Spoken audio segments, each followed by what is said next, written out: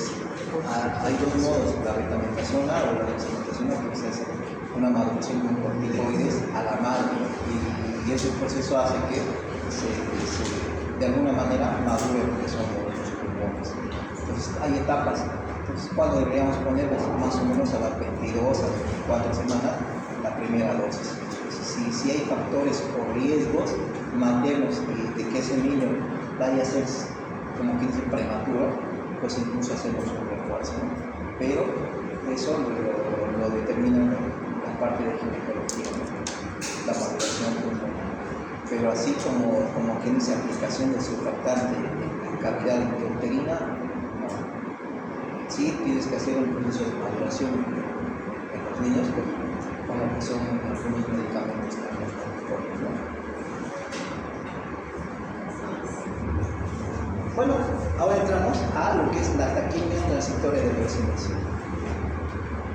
Ustedes van a ver, la mayoría o el mayor porcentaje de los síndromes del estrés respiratorio van a ir catalogados en este grupo.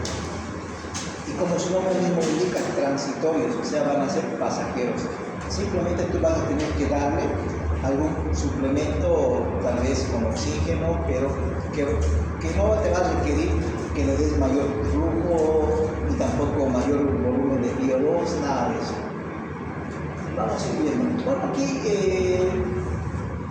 vamos a ver algunos contenidos, la dificultad respiratoria, en este caso vamos a ver esto de lo que es la taquimia transitoria del recién nacido y nuestros objetivos, ¿no? Recordar cuáles son los factores de riesgos perinatales y que pueden llevar a este recién nacido a un distrés respiratorio, y vamos a ir a identificar lo que son los signos clínicos de una dificultad respiratoria, y vamos a también identificar las patologías que podrían estar asociadas a este problema respiratorio, ¿no? Entonces, obviamente el diagnóstico y el tratamiento que vamos a tener que realizar en estos niños. Aquí vamos a tener dos términos que tenemos que, como quien dice, diferenciarlos. Esto de lo que es el SDR adaptativo o distrés transitorio. Algo característico de este distrés transitorio es que estos signos de dificultad respiratoria se van a aparecer inmediatamente al nacimiento.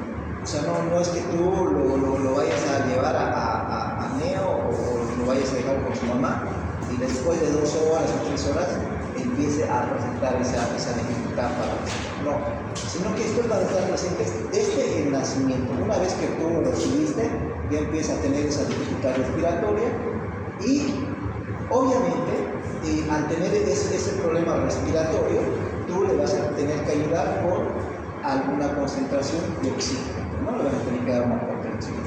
La mayoría de estos pacientes, el oxígeno que van a requerir es mínimo, es bastante mínimo, porque vas a ver tú en la parte de lo que es el monitor, las saturaciones de oxígeno o la saturación de oxígeno se va a mantener dentro de lo que son los rangos normales, con un aporte de oxígeno al mínimo, ¿ya? Entonces, menos de 0.4%, con un flujo de menos de 5%, de 5%, y estos se van a resolver en menos de 6 horas. ¿Ya? Pues la mayoría de estos, entre lo que es ya la segunda, la tercera hora, ya vamos viendo una gran mejoría y una resolución de este problema respiratorio. Entonces, obviamente aquí tenemos que rápidamente descartar algún proceso infeccioso que esté asociado a este problema. Obviamente si no hay esos signos de infección, este distrés se ha presentado desde el nacimiento, solo requiere concentraciones bajas de oxígeno y ya en menos de 6 horas estos pueden básicamente resolverse. Incluso en menos de 3 horas ya pueden estar resueltos estos. Y no necesitan que le hagamos radiografías, pero si tú haces una radiografía puede ser prácticamente normal. Y básicamente esto es secundario a una mala adaptación nada más, ¿no? A la vida extrauterina. Y ya a este tipo de patología pues lo llamamos distrés transitorio. Acuérdense del tiempo, acuérdense del momento del inicio y acuérdense de que no tienen algún factor de riesgo, ¿ya? Entonces, ahora entramos a ver esto de lo que es la taquimia transitoria del recién nacido, o también denominada como pulmonía. La diferencia con la otra es prácticamente este distrés respiratorio. Van a tener generalmente un periodo de duración un poquito más de 6 horas.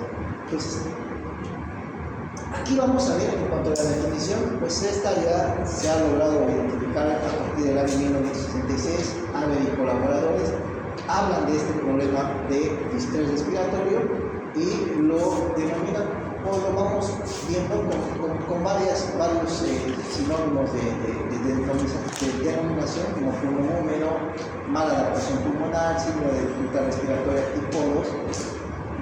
Por si acaso, la de tipo 1 se refiere a la enfermedad de membrana hialina, para que recuerden y no se confunden con esto, ¿ya? Pues a esta la llamaba de tipo 2. Pues aquí el cuadro, prácticamente el cuadro pulmonar es transitorio, donde vamos a ver lo que es un trastorno en el parénquima pulmonar y es prácticamente autolimitado y es algo benigno, que simplemente vamos a tener que darle también un soporte con oxígeno, darle un soporte tal vez de líquidos y otros, pero que esto básicamente va a ser algo transitorio, ¿ya? Estos comúnmente están relacionados con este antecedente de cesáreas. De alguna manera se dice que el trabajo de parto de alguna manera va preparando a ese recién nacido para que se pueda adaptar adecuadamente a la vida extrauterina. En aquellas cesáreas que no hubo una preparación o no hubo esa estimulación, entonces, y como sucede en estos casos, las cesáreas programadas sobre todo, entonces puede ser que estos niños tengan un problema de distrés respiratorio, como es la taquimia transitoria del recién nacido. Simplemente una mala adaptación, ¿ya? Y que comúnmente va relacionado con los prematuros tardíos, 36 semanas, 37 semanas, y con ellos generalmente vamos teniendo este tipo de problemas, ¿ya? Entonces, los signos clínicos de dificultad respiratoria van a existir sobre todo después de las 6 horas, una taquimia entre 80 y 120 respiraciones por minuto. Entonces, ¿cuál va a ser la definición? La taquimia transitoria del recién nacido es un síndrome clínico de taquimia autolimitada que va a estar asociada ¿a qué? A un retraso de la eliminación del líquido pulmonar fetal, ¿ya? Y este siempre casi benigno y es autolimitado, más frecuente en neonatos prematuros grandes a término o en aquellos que hay un antecedente de cesárea. Entonces, el diagnóstico básicamente lo vamos a hacer por exclusión. O sea, ya sea por una radiografía, ya sea por lo que es la misma clínica del paciente, vamos a ir, como quien dice, descartando las otras patologías que ya hemos visto. La incidencia, como ya les decía, esta es la etiología más frecuente de taquimia neonatal. Pues la taquimia transitoria del recién nacido, de 3 a 6 por 1000 recién nacidos al tiempo, ¿ya? Entonces, ¿cuáles van a ser los eventos que vamos a tener aquí? Básicamente vamos a tener la afectación en cuanto a lo que son los pulmones, y no va a haber esa reabsorción del líquido que debería de absorberse en lo que son los alveolos, y también tendría que haber ese intercambio de lo que es el aire dentro de lo que son esos alveolos que estaban cargados de líquido, y vamos a tener pues obviamente un intercambio gaseoso durante lo que es el nacimiento, con una alteración en estos, pues, ¿no? Va a haber esa ventilación. Entonces, los eventos que vamos a ir viendo: eliminación del líquido pulmonar fetal, el establecimiento de la respiración espontánea, una disminución de la resistencia vascular pulmonar y una liberación del surfactante. Y obviamente el cese del cortocircuito de derecha a izquierda y de la sangre venosa que regresa al corazón. Estos son eventos fisiológicos que vamos a ver, pero todos estos vamos a tener un cambio en el momento de lo que es el nacimiento, ¿no?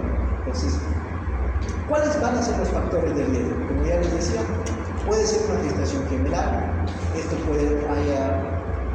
de alguna manera puede ser que influya en la maduración misma pulmonar, como son dos. Antecedentes maternos como el asma de la mamá, la prematuridad tardía, 36, 37 semanas, un parto precipitado donde no haya existido como que dice, un proceso de adaptación previo, como son las cesáreas sin trabajo de parto y la diabetes gestacional. Los factores de riesgo que pueden estar asociados a una taquimia transitoria. ¿Cuál va a ser la fisiología o fisiopatología en estos casos? Pues en realidad la podemos resumir que va a haber un edema pulmonar. Pues aquí nosotros vamos a tener lo que son los canales de sodio epiteliales, y también vamos a tener lo que son los canales de sodio y potasio, adenosina trifosfato o la de sodio y potasio ATPase, como quieran llamar ustedes. Aquí, según estos canales, existe un aumento en lo que es la expresión de la eliminación de líquido, pero en esta patología se altera ese proceso de eliminación del líquido pulmonar fetal. Entonces, al existir esa alteración en esa eliminación, obviamente va a haber acumulación de líquido a nivel de lo que es el espacio alveolar. Entonces, en estos niños ya vamos a tener un edema pulmonar, va a haber una reabsorción tardía del líquido pulmonar, entonces, y obviamente va a haber una disminución de esa distensibilidad alveolar. Entonces, ahí vamos a tener lo que es prácticamente la fisiopatología de lo que es este problema. Entonces, otras causas que podrían llevar también a este problema es una disminución en cuanto a lo que son las proteínas, una disminución en la resistencia vascular pulmonar, o sea, mejor dicho, una elevación en la resistencia pulmonar y un aumento de la presión en estos líquidos en el momento de la reabsorción de líquido o del agua intersticial por los linfáticos. Entonces aquí vamos viendo prácticamente esos canales o esos procesos de reabsorción pulmonar. Entonces, ¿qué vamos a ver? Tal vez de una forma resumida. A nivel de lo que es el exceso de líquido pulmonar, este exceso de líquido pulmonar va a hacer que exista una disminución de la compliance y va a haber como consecuencia una taquimia compensatoria, como que es una forma de querer compensar a ese trabajo que ha sido disminuido, y la forma de compensar es respirar más rápido para poder tratar de oxigenarse adecuadamente, ¿no? Vamos a tener un líquido en los linfáticos peribronquiales en el intersticio. Esto va a producir un colapso parcial bronquial y que puede producir un atrapamiento aéreo.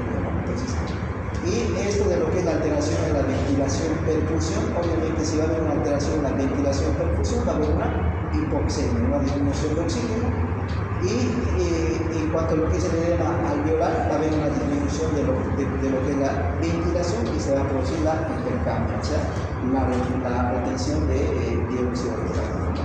Entonces ahí vamos a tener lo que es la alteración o la fisiopatología de este problema. Entonces, ¿cuál va a ser el cuadro clínico? Recuerden ustedes que básicamente este problema es de inicio precoz y donde vamos a tener esta taquimia. Entonces, frecuencias respiratorias mayor a 60 respiraciones por minuto. Van a estar asociados a qué? A un tiraje, a un quejido respiratorio o en ocasiones a una cianosis. Entonces, estos son los signos de dificultad respiratorias que podrían estar asociados a una taquimia. Pero ¿qué? Algo que les va a diferenciar de los otros problemas que anteriormente vimos es que casi siempre van a responder a un suplemento de oxígeno a concentraciones bajas, inferior a 0.4% de lo que es la FiO2. Entonces, esta FiO2, ustedes van a ir viendo y en la clase práctica háganme recuerdo para mostrarles las presiones de FiO2. Entonces, habíamos visto incluso en reanimación que lo reanimamos con una presión de 0.21, que es al de ambiente. Pero en estos casos, como no estamos hablando de reanimación, estamos hablando de suplemento de oxígeno, pues a 0.40, no menos de eso. Si vamos utilizando mayores concentraciones de FiO2, pues tenemos que ir pensando en otra patología. cuadro clínico es casi lo mismo. Entonces, todos los signos de distrés respiratorio podemos evidenciar en estos, pero la diferencia va a ser que estos van a ser transitorios, ¿ya? Entonces, transitorios. Entonces, hasta bien, en que les veíamos un tórax en barril por la hiperinsuflación que teníamos. ¿Okay? Veíamos, ¿no? Ahí, ¿dónde está mi listita? Mi lista. Para que veamos.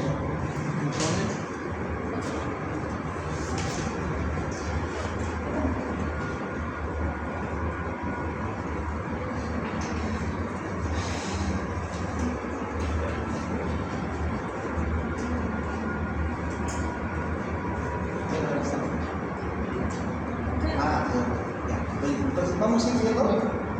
Entonces, recuerden ustedes que estos signos de la taquimia transitoria van a persistir durante 12 a 24 horas en los casos leves, hasta las 72 horas en los casos más graves, incluso hasta 5 o 7 días. Pero generalmente en menos de 72 horas ya vamos viendo una resolución de este cuadro clínico. ¿Okay? Entonces, como ya hemos visto, los factores de riesgo, que ya hemos mencionado en las anteriores diapositivas, ahí tenemos.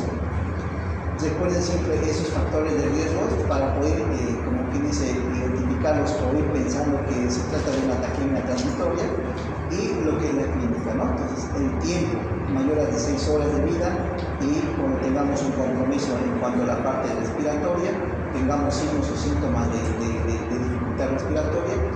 Y en los exámenes complementarios, en la radiografía de tórax, que es algo característico. Aquí vamos a ver algunas imágenes que básicamente uno al hacer esta radiografía la vamos a catalogar como una taquimia transitoria. Imágenes que son específicas de esta patología.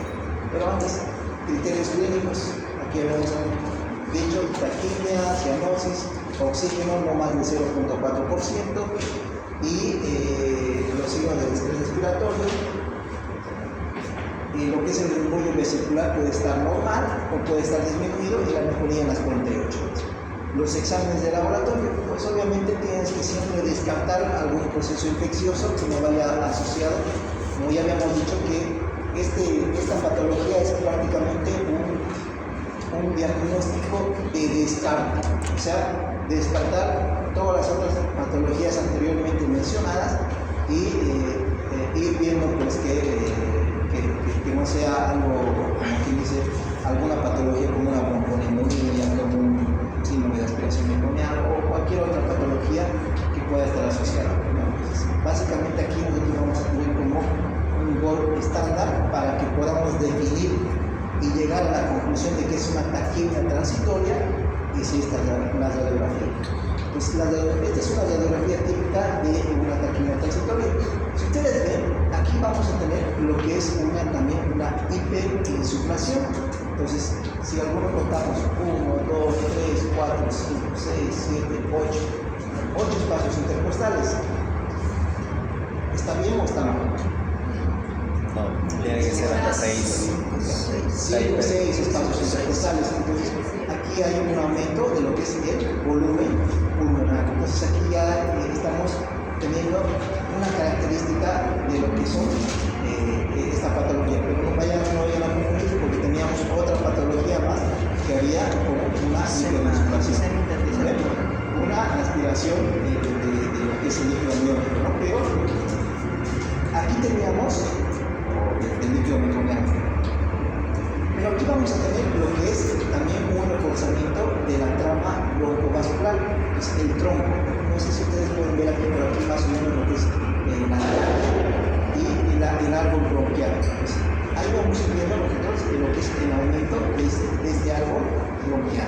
¿Ya? Entonces, el aumento de la trama broncovascular perineal. Y algo característico, cuando ustedes les nombren líquido en las fisuras, váyanse a taquimia transitoria. ¿Cómo la vamos a ver? Ustedes van a ver que prácticamente los pulmones se van a ver como 15 diferenciados. ¿Cuántos lóbulos tenemos en el lado derecho? 3. ¿En el lado izquierdo? 2. Pues aquí vamos a ver esa separación. No sé si ustedes logran ver aquí esa separación de los pulmones. Incluso en algunos vamos a ver hasta esta línea, vamos a ver, y vamos a ver que se ve separado lo que son los tres lóbulos del lado derecho o del lado izquierdo, como quieran. Aquí vemos esta separación. Mira, estamos separando, evidenciando, como que dice, el lóbulo superior, ¿no? Entonces, cuando vean ustedes o le describan líquido en las cisuras y vean esta imagen así, que van separando los pulmones, pues se trata de una taquimia transitoria, ¿ya?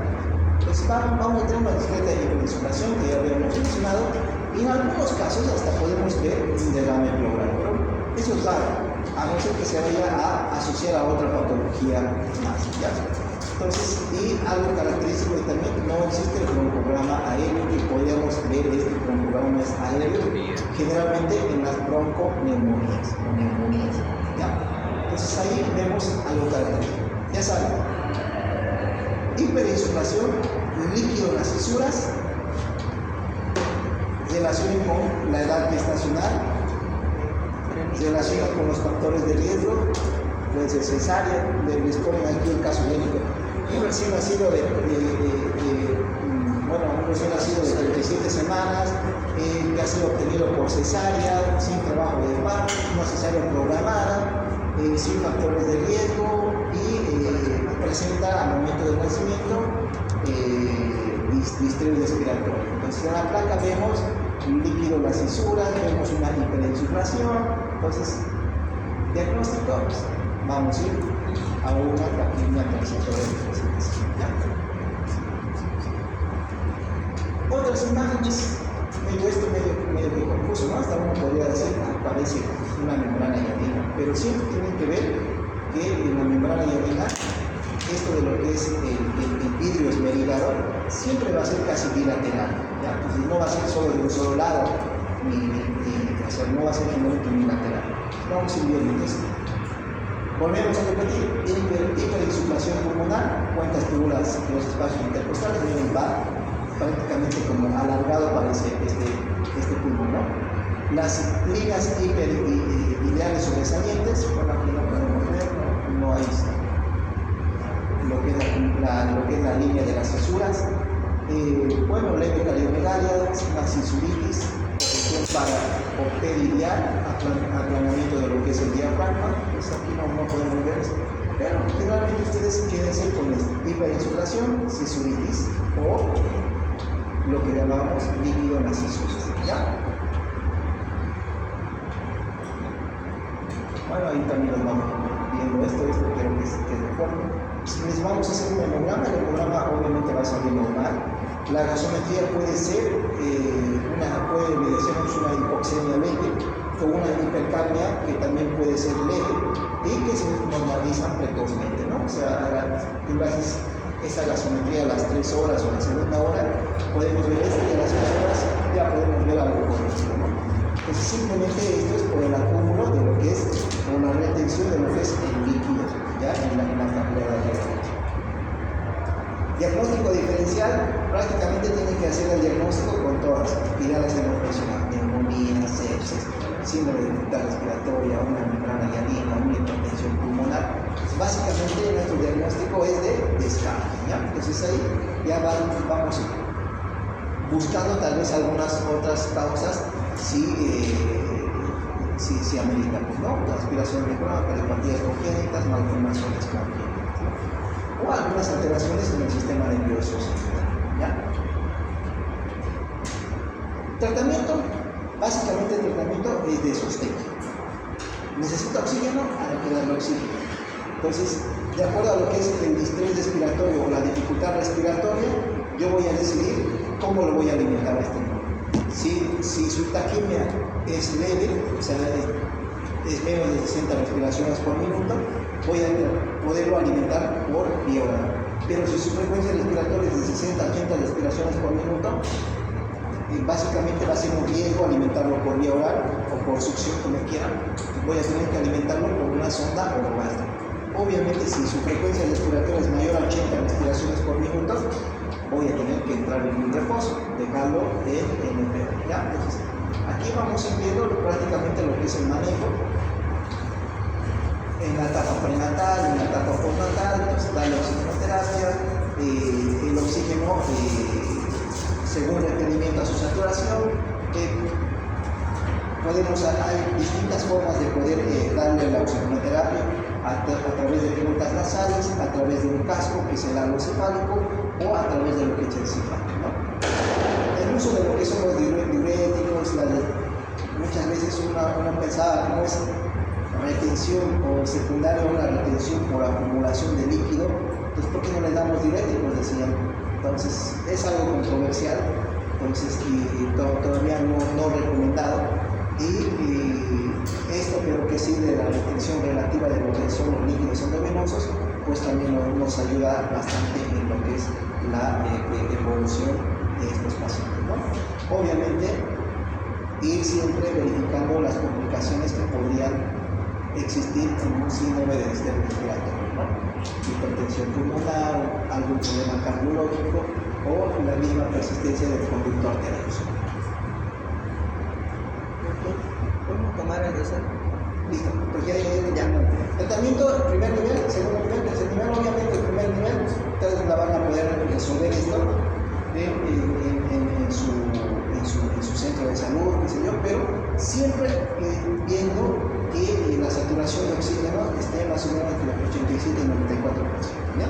Entonces, si vamos teniendo saturaciones de oxígeno, vamos viendo que el paciente está muy taquipnéico, pues hay que derivarlo más a un centro de segundo nivel. Si ustedes ven que el aporte de oxígeno no es suficiente a 0.44 o 0.40% de PO2, igual vayamos pensando en otras patologías y que eso no va a mejorar y no va a ser algo transitorio, ¿no? Entonces, ir pensando siempre en alguna consecuencia que podría presentarse, o sea, alguna asociación de algún otro problema más. Bueno, la taquimia transitoria, como ustedes dicen, el tratamiento es simplemente de soporte. No existe todavía ninguna evidencia en cuanto a lo que es el uso de diuréticos como la furosemida oral ni tampoco de lo que es la adrenalina, pero sí en estos últimos estudios han estado viendo que se ha visto si en la administración precoz de lo que es el albuterol, pues llega y empieza a evolucionar estas taquimias transitorias de una forma, tal vez les da una evolución más corta y de alguna manera les ayuda a su recuperación. Pero los demás estamos todavía en contradicciones. Entonces, puntos claves para que ustedes recuerden: la taquimia transitoria es autolimitada, es autobenigna.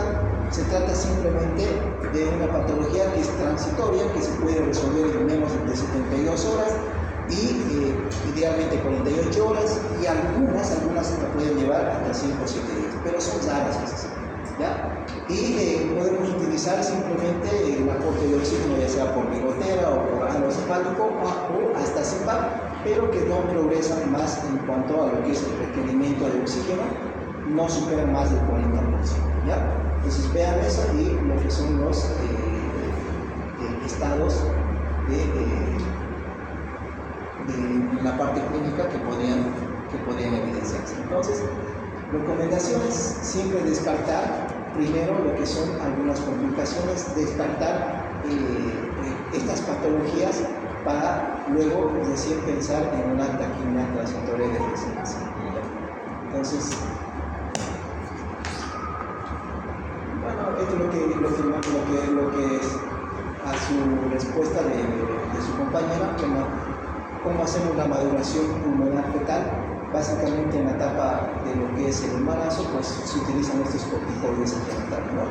Embarazo de 24 a 34 semanas, donde hay algunos factores de riesgo, pues obviamente el ginecólogo o el obstetra va a recomendar la aplicación de betametasona 12 miligramos cada 24 horas, 2 dosis intramuscular, o dexametasona de 6 miligramos cada 12 horas, 4 dosis intramuscular, ¿no?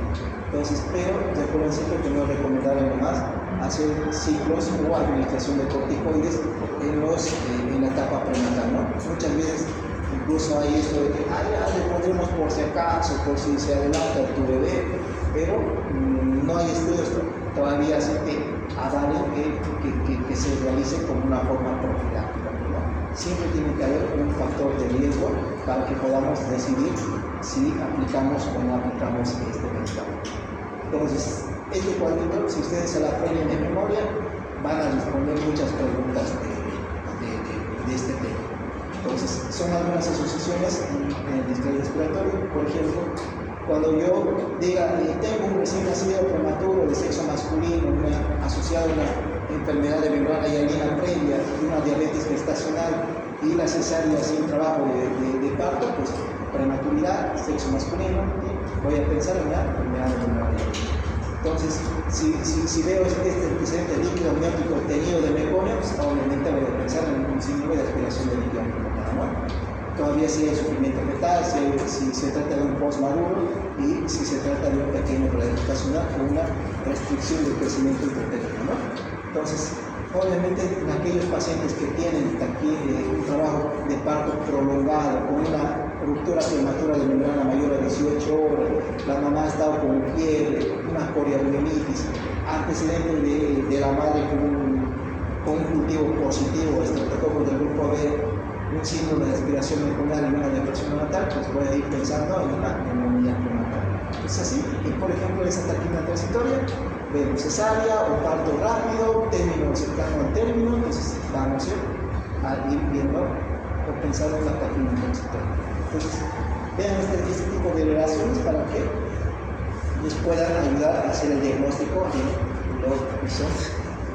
Igual en este cuadro, pues ahí vamos viendo lo que son las edades de inicio, sobre todo en las que pueden aparecer, y algunos antecedentes principales, los que ya hemos mencionado, y lo que vamos a evidenciar en la radiografía y todo eso, todo lo que ya hemos visto, ¿no? Pequeño resumen. ¿Listo? Vayan a su descanso y vemos después los temas.